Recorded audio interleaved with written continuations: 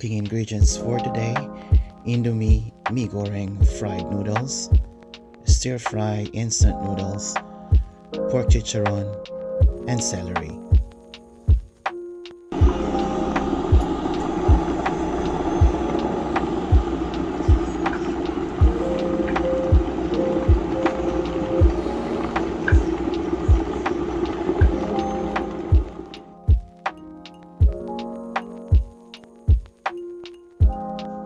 Simmer for 3 to 5 minutes.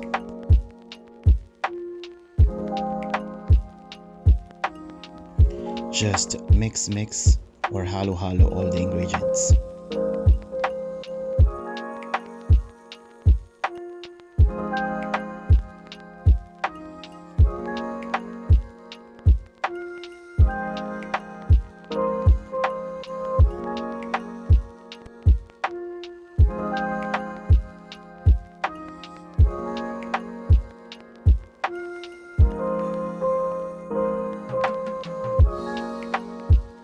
Ready na IndoMie mee goreng instant stir-fry noodles with leftover celery and chicharon.